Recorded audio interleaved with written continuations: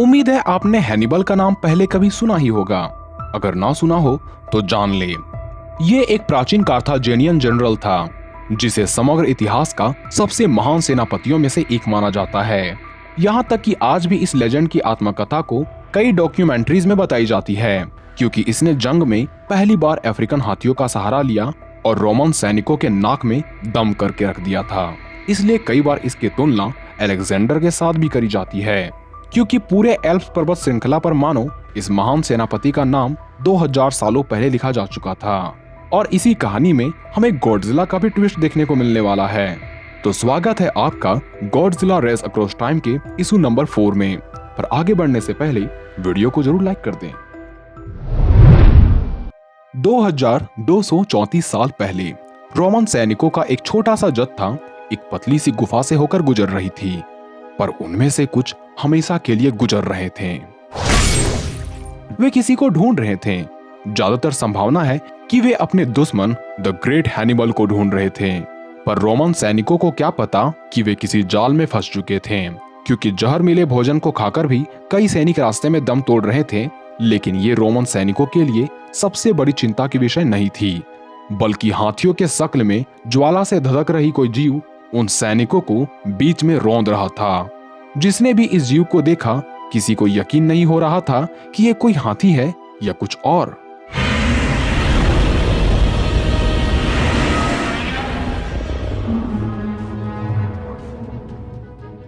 और यही वो जीव था जिसकी तलाश न सिर्फ रोमन सैनिक बल्कि खुद हैनिबल भी कर रहा था। गुफा में हुए नरसंहार का दृश्य देखकर कुछ कार्थाजेनियन सैनिक हैनिबल को जाकर बताते हैं कि जिसने रोमन सैनिकों का ये हाल किया है, हम उस जीव के सामने तो चींटी के बराबर भी नहीं। वो हमें पल भर में कुचल सकता है। हमारे हाथियों की सेना भी उस जीव के आगे कुछ नहीं है। हैनिबल बिना किसी भय के ये कहता है कि हाँ, हम चींटियां ही हैं, बिल्कुल उसी चींटियों की तरह जिसने एक बार एक हाथी के सूंड में घुसकर उसका जीना हराम कर दिया था। और वो हाथी दिन रात एक चींटी की वजह से उत्पात मचा रहा था। और यही हैनिबल की योजना है। ऐसा ही वो गॉडजिला के साथ भी कुछ करना चाहता है, लेकिन उससे पहले एक चीज है जिसे करना ही होगा। उत्तरी एल्प से होकर कोई भी रास्ता नहीं है, इसलिए एक रास्ता का निर्माण योजना की पहली कुंजी होगी, ताकि रोमन पर फतह हासिल करी जा सके। इसलिए हैनिबल बैठकर कुछ सोचने लगा, लेकिन तभी उसे कुछ महसूस हुआ। वह तुरंत अपने आदमियों को सबसे तेज घोड़ों में बैठने और अपने पीछे आने को कहता है, क्योंकि ये दैत्य ज्यादा समय के लिए यहाँ नहीं रहने वाला है। हमें इस अवसर का भरपूर फायदा उठाना होगा। और सभी गॉडजिला की तरफ आगे बढ़ते हैं। हैनिबल गॉडजिला की पूंछ के ठीक नीचे था, इसलिए मौका पाते ही वो गॉडजिला की पूंछ में रस्सी फेंककर उसके पूंछ में चढ़ने पर कामयाब हो गया तथा अपनी तलवार निकालकर गॉडजिला को चोट पहुंचाना चाहता है। पर गॉडजिला की सख्त त्वचा से यह तलवार टूटकर बिखर जाती है और हैनिबल की योजना भी। गॉडजिला अपनी पूंछ हल्का सा फटकारता है, जिससे हैनिबल दूर जाकर गिरता है और उसके सैनिक गॉडजिला के हमलों से या तो कुछ मारे जाते हैं या कुछ राख में तब्दील हो जाते हैं। हालांकि यहाँ हैनिबल की योजना जरूर टूट गई हो, पर हैनिबल नहीं टूटा। उसने प्रतिज्ञा ली कि कोई न कोई उपाय ढूंढकर हमें उत्तर जाने का मार्ग ढूंढना ही होगा और इस भयानक दैत्य को भी मारना होगा। फिर वो अपने आदमियों को आदेश देता है कि वे सभी कमांडरों को बुलाएं, उन्हें अपने साथ इकट्ठा करें। संख्या जितनी अधिक होगी, हमारे लिए मंजिल उतनी आसान होती जाएगी।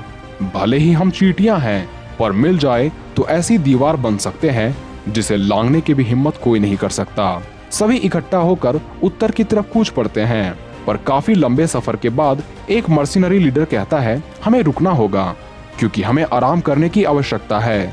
सभी रात के वक्त आग जलाकर आराम करने लगे और दावत करते वक्त सभी एक दूसरे से महान युद्ध की कहानियों के बारे में बताने लगे। तभी अंधेरे के बीच में साया की शक्ल में ड्रूइड्स उन सैनिकों को दूर से देखने लगे। ड्रूइड्स एक प्राचीन समय के खूंखार जंगलियों की आबादी थी, जो न तो रोम के तरफ थे न ही हैनिबल की ओर से। अब आराम कर रहे मर्सिनरी लीडर पर ड्रूइड्स का हमला होता है, जिसमें मर्सिनरी लीडर के सर के 2 टुकड़े कर दिए जाते हैं। ये देखकर सभी हैनिबल को मदद के लिए चिल्लाने लगते हैं। हैनिबल बिना विलंब किए अपने टेंट से बाहर निकलता है और अपनी शील्ड को ड्रूइड लीडर की छाती पर दे मारता है। पर हैनिबल और वुल्फ वॉरियर के बीच जंग आगे बढ़ती कि तभी वहां कुछ प्रकट होता है, जिस वजह से यह जंग वहीं रुक जाती है। आपको पता है ये क्या होगा?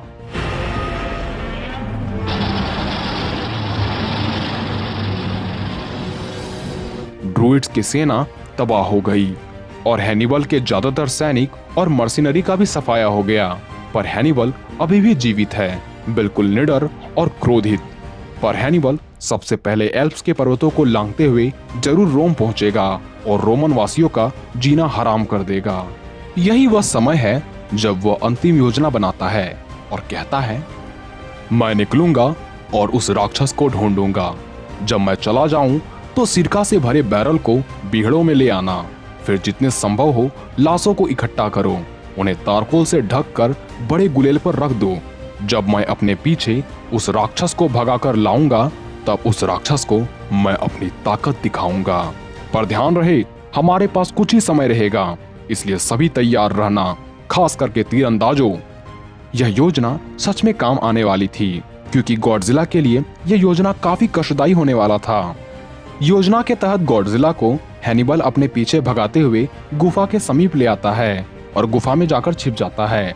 लेकिन जैसे ही गॉडजिला हैनिबल पर अटैक करना चाहता है कि तभी पीछे से हैनिबल की सेना उस पर तीर बरसाने लगते हैं। इतने में हैनिबल को वहां से बचकर भाग निकलने के लिए काफी वक्त मिल जाता है, पर यह बात हम तीरंदाजों के लिए नहीं कह सकते।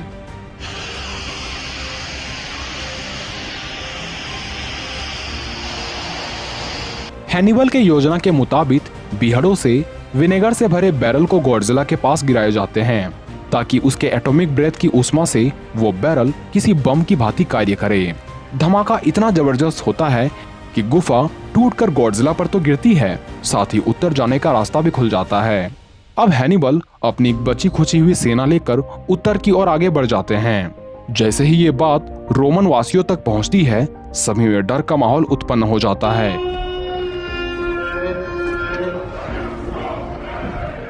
क्योंकि अब रोमन वासियों के पास महान सेनापति हैनिबल और उसके सैनिकों से बड़ा खतरा खुद गॉडजिला भी नहीं था। और कहानी यहीं समाप्त होती है। पर गॉडजिला का सामना अब आगे डायनासोर से होने वाला है। पर क्या सभी डायनासोर से बच पाएगा गॉडजिला? जानने के लिए अगले एपिसोड के लिए हमारे चैनल पर बने रहें।